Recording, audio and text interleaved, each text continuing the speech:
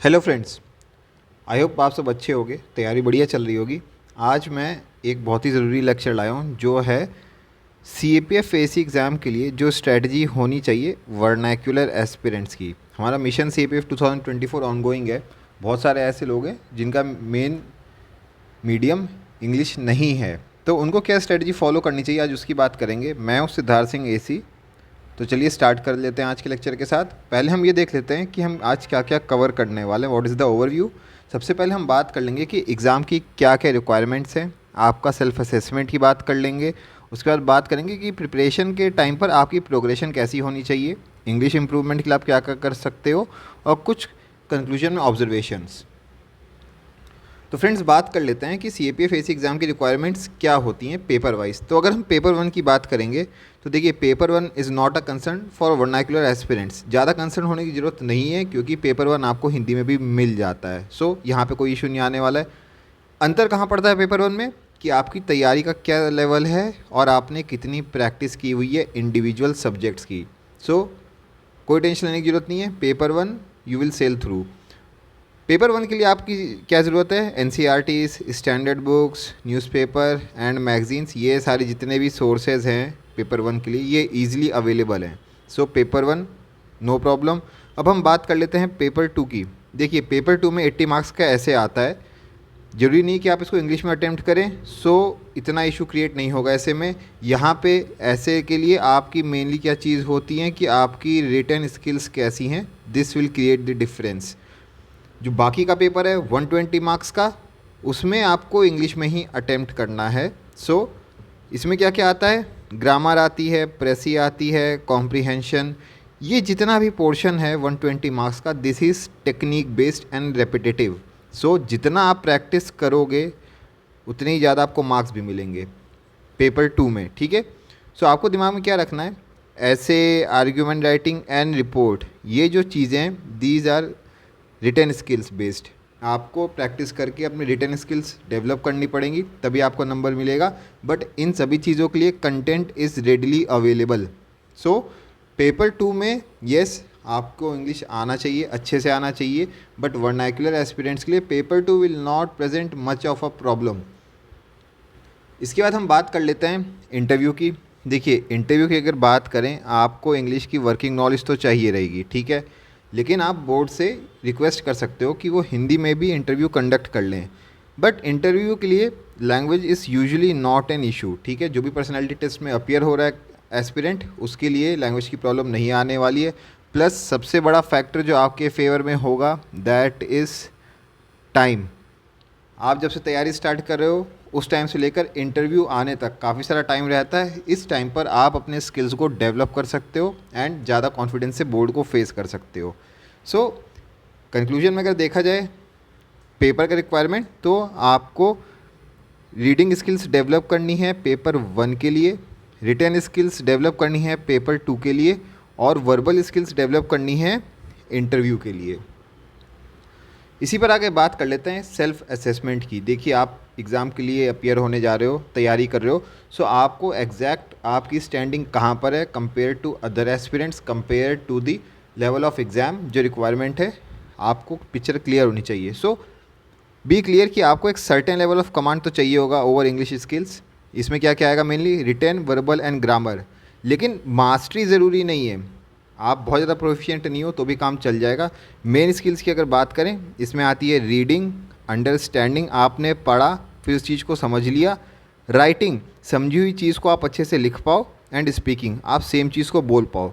सो कोई भी अगर आपके सामने टॉपिक आता है, चीज़ आती है, कोई भी आप आर्टिकल पढ़ते हो, these are the main 4 skills. अगर आप चारों अच्छे से कर सकते हो कोई इशू नहीं आएगा। आप बस एग्ज़ाम की तैयारी पर फोकस करो, चीज़ों को याद करो, एंड कोई प्रॉब्लम नहीं आने वाली है as far as medium is concerned.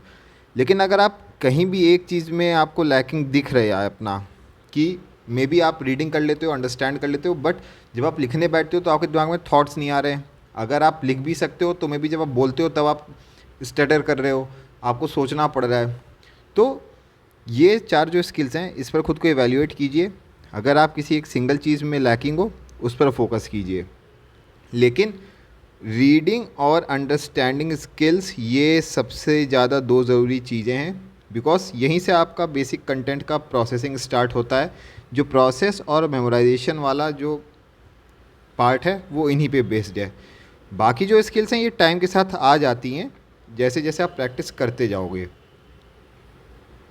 आगे हम बात कर लेते हैं कि जब आप तैयारी कर रहे हो आपका प्रोग्रेशन कैसा होना चाहिए, टाइम के साथ साथ क्या क्या चीज़ें आपको करनी है। जो मैं मेन चीज़ रिकमेंड करता हूँ सभी एस्पिरेंट्स को इंग्लिश इम्प्रूव करने के लिए, एग्ज़ाम के लेवल तक अपने रिटन स्किल्स, रीडिंग स्किल्स को डेवलप करने के लिए, दैट इज़ रीडिंग न्यूज़पेपर। देखिए, न्यूज़पेपर पढ़ने से आपका टू फोल्ड पर्पस सर्व होता है। First is current affairs cover होता है आपका, एंड सेकंड इंग्लिश इंप्रूव होती है। न्यूज़पेपर को अगर आप कैटेगराइज करने बैठो, जो आप पढ़ोगे मेनली एग्ज़ाम के लिए, उनको आप डिफ़िकल्टी लेवल्स के हिसाब से कैटेगराइज या ग्रुप कर सकते हो। जो सबसे ईजी होते हैं times of India, Hindustan times, ठीक है। अगर आपको डिफ़िकल्टी फेस करनी पड़ रही है आप यहाँ से स्टार्ट करो टाइम्स ऑफ इंडिया या हिंदुस्तान टाइम्स के साथ। और आपका टारगेट क्या होना चाहिए, जो पढ़ने के लिए ज़्यादा डिफ़िकल्ट प्रूव होते हैं, and those are Indian Express and the Hindu. ये आपके टारगेट होने चाहिए कि आप टाइम के साथ स्विच करो। इसमें आप वैल्यू एडिशन के लिए एक और चीज़ कर सकते हो, अपने साथ एक डिक्शनरी रखिए, ठीक है। जो भी वर्ड्स आपको डिफ़िकल्ट लगते हैं, जो समझ में नहीं आए, कोई ऐसा फ्रेज़ है जो आपको समझ में नहीं आ रहा, आप उसको इंटरनेट पर सर्च कर लो और अपनी जो डिक्शनरी है उसमें देख लो, ठीक है। और एक नोटबुक बनाइए जिसमें आप ऐसे वर्ड्स को लिखते जाओ।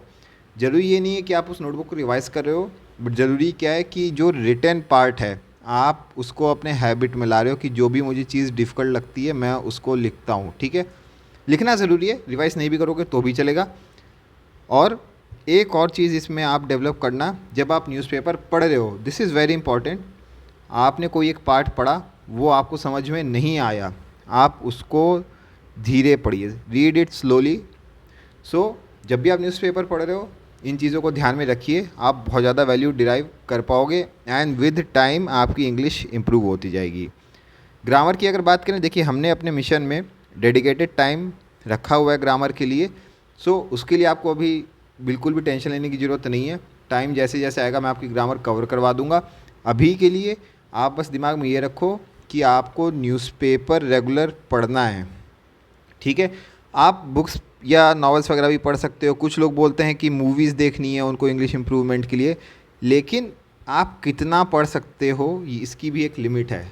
आई विल सजेस्ट जो मैं बता रहा हूँ आप उतना करो, जो फ्री टाइम है आप उसमें रिलैक्स करो, फैमिली को टाइम दो। बहुत ज़्यादा स्ट्रगल करने के लिए इसमें ज़रूरत नहीं है as far as English improvement is concern.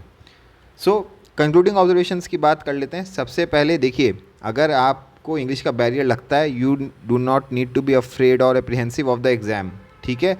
आप अपने दिमाग में ये रखो कि देखिए लैंग्वेज कोई बैरियर नहीं एग्ज़ाम को क्लियर करने के लिए, लेकिन आपकी एबिलिटी है, ठीक है।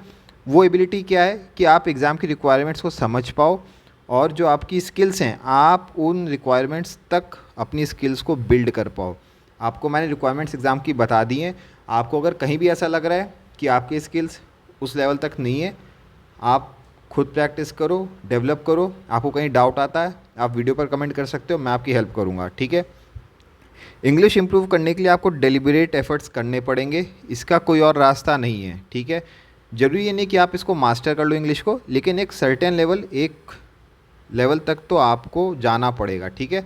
एक बार आप वहाँ तक पहुँचने लग गए तो आपका कॉन्फिडेंस अपने आप आ जाएगा एंड एग्ज़ाम में आप बेटर प्रिपेयर्ड फील करोगे। ऑल्सो पहले मैंने एक लेक्चर अपलोड किया हुआ है जिसमें मैंने बात की कि पेपर 2 के साथ कैसे डील किया जाए। आप इस वीडियो को मेरे चैनल से देख लेना। So thank you friends. Telegram पे अगर कोई इंटरेस्टेड है मिशन CAPF 2024 ज्वाइन करने के लिए, जिसमें मैं मेंटरशिप कर रहा हूँ, लोगों को हैंड होल्डिंग करके चीज़ें सिखा रहा हूँ, तो आप टेलीग्राम पर मुझे मैसेज कर सकते हो t.me/सिद्धार्थ सिंह CAPF। आप इस पर मुझे पर्सनल मैसेज भेज सकते हो, मैं आपको आगे गाइड कर दूंगा। इंस्टाग्राम पर मैंने एक पेज बनाया है, टेलीग्राम एंड यूट्यूब पर भी है। तो यूट्यूब पर तो आप बस कमेंट्स कर सकते हो एंड टेलीग्राम पर mission CAPF 2023। So thank you friends for watching. I hope आपकी हेल्प होगी इस लेक्चर से।